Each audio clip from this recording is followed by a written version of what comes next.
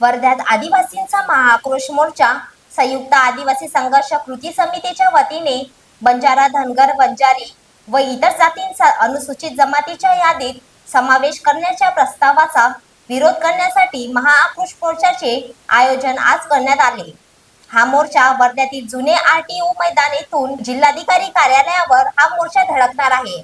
यावेळी मोठ्या संख्येने आदिवासी बांधवांना मोठ्या संख्येने सहभागी झाले होते। Vidarbha city news Wardha. आज आम्ही जो काही 45 आदिवासी जमातीमधील हा जो आदिवासींचा मोर्चा काढलेला आहे, हा बंजारा, धनगर आणि वंजारी आणि इतरही ज्या काही जमाती असतील, जाती असतील, त्या आदिवासीमध्ये समाविष्ट करू नये अशी आमची महाराष्ट्र शासनाला विनंती आहे। आणि म्हणून भारतीय संविधानाने जे काही आम्हाला अनुसूचित 342 नुसार जे अधिकार आम्हाला मिळालेले आहे, आमचे अधिकार आम्ही कोणालाही देऊ देणार नाही शासनाला।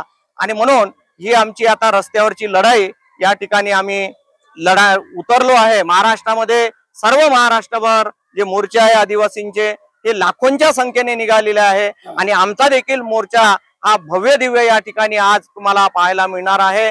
म्हणून महाराष्ट्र शासनाला आमची एवढीच विनंती आहे, बंजारा समाज, धनगर समाज किंवा वंजारी समाज हा भारतीय संविधानिक दृष्ट्या हा आदिवासींच्या ज्या सवलती आहे किंवा त्याचे नॉर्म्स आहे, हे नॉर्म्स पूर्ण करू शकत नाही। जे निकष आहे आदिवासी बनण्यासाठी आणि कोणत्याही शासनाला किंवा न्यायालयाला अनुसूचित जमातीमध्ये टाकण्याचा अधिकार नाही, कारण तो केवळ देशाच्या भारतीय संसदेला आहे।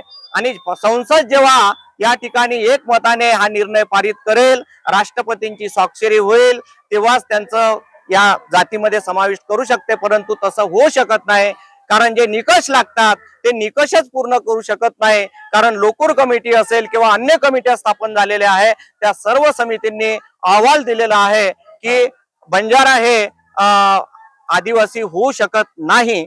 आणि म्हणून अशा प्रकारे आम्हाला त्यांना कुठल्या प्रवर्गात टाकायचं, त्यांना केंद्रात कोणत्या सवलती द्यायच्या शासनाने ते द्याव्यात, परंतु अनुसूचित जमातीमधून किंवा एसटी मधून आम्ही त्यांना कुठल्याही प्रकारच्या सवलती देणार नाही, हा आमचा दृढ संकल्प आहे। आणि मग जर शासनाने अशा प्रकारे प्रयत्न केला तर पुन्हा आम्ही मात्र लाखोंच्या संख्येने पूर्ण महाराष्ट्रभर ही या ठिकाणी हे जे पिवळं वादळ आहे, हे पिवळं वादळ धडकल्याशिवाय राहणार नाही। आणि म्हणून महाराष्ट्र शासनाने एवढीच विनंती आहे की आमच्या ज्या 45 जमाती आदिवासी मधल्या त्यामध्ये कुठलेही जात किंवा जमात किंवा भटकी जमात या एसटी मध्ये तुम्ही विलगीकरण करणार नाही, त्याचा समावेश करणार नाही, एवढीच आम्ही या मोर्चाच्या माध्यमातून विनंती करतो आहे।